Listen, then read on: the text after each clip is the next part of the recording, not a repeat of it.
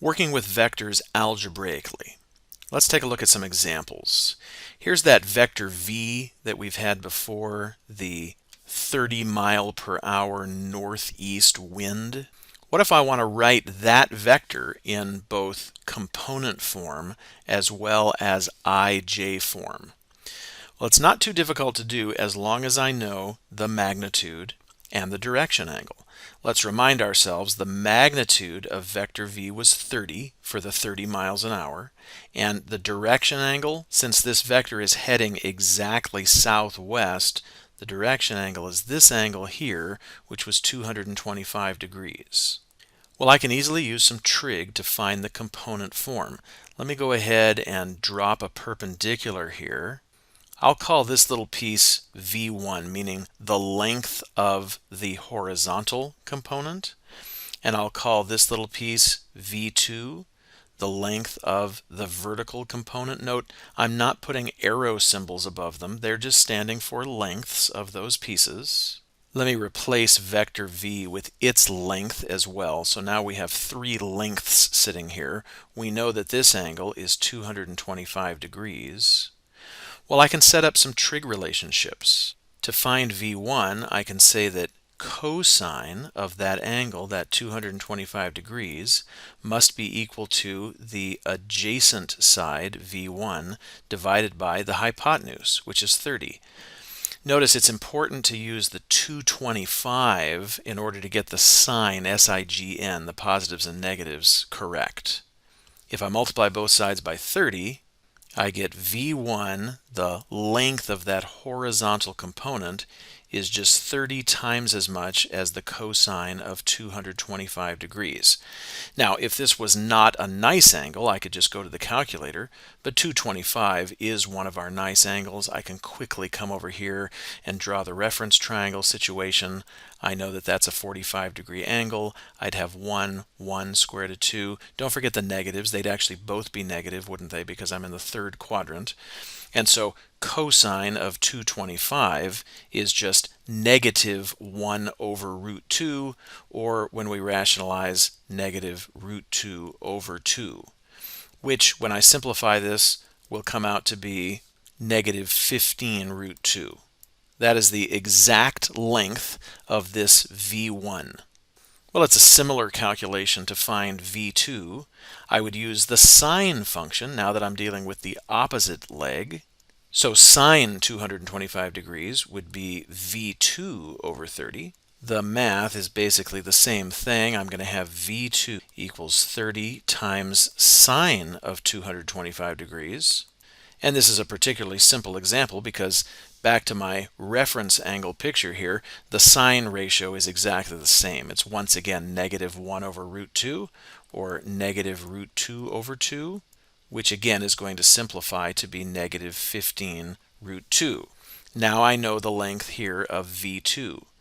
Well, that's all I need in order to write down both the component form as well as the ij form. So let's jot down those answers. The component form for vector v, I use those arrow-like symbols, and I'm simply putting in the two components. The horizontal component, negative 15 root 2, and negative 15 root 2 for the vertical component. So there is the component form of vector v. And then the ij form uses those same numbers. It would be negative 15 root 2I. Normally we would write plus, but in this case the next number is negative, so I'll write minus 15 root 2j. Notice that I and j are vectors, so they have the little arrows on top.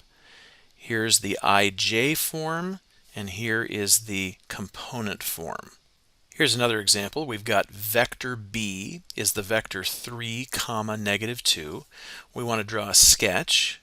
I'll go ahead and make it a position vector. I'm going to need to go over 3 and then down 2. So my vector will be right here. It's going to be the vector that starts at 0, 0 and ends here at the point 3, negative 2. So here is a picture of vector b. State the horizontal and vertical components.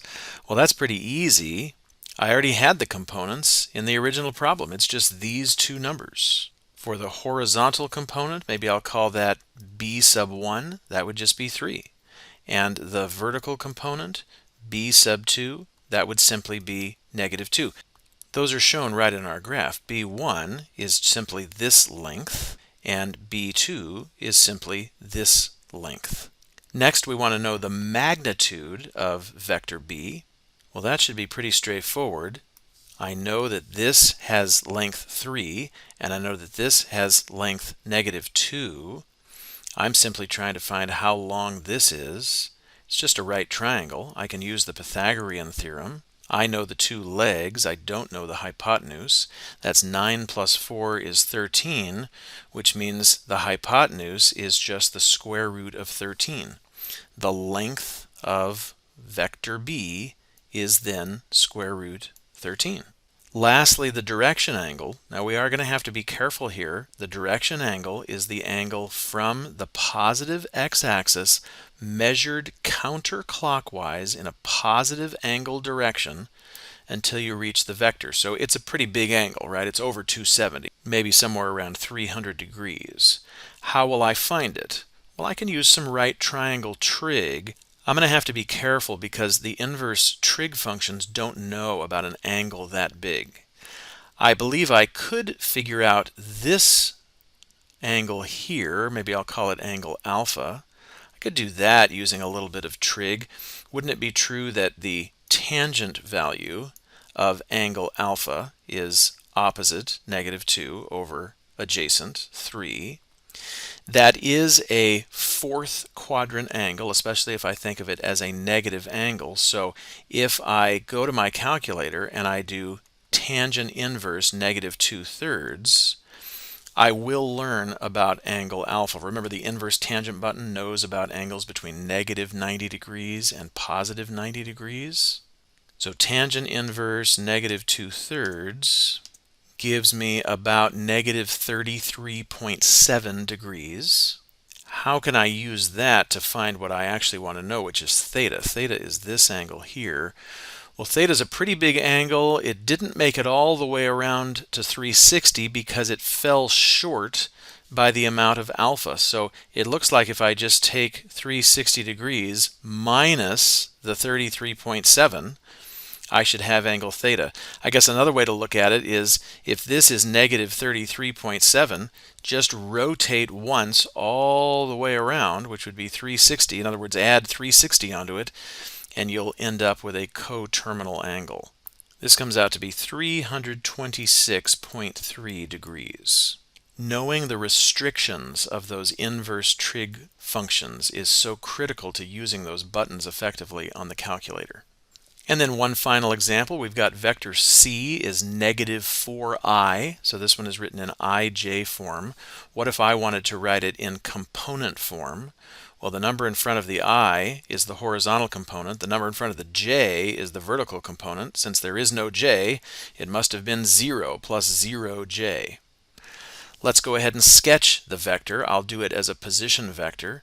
The horizontal component is negative 4, so I'm going to need to travel left 4, and then I don't need to go up or down any. So here would be the vector right here, the vector c, negative 4, comma 0. The length of c, well, that's pretty easy. When it's simply horizontal or vertical, you can just count the spaces. You can see it's exactly 4 units long. And the direction angle is also pretty simple.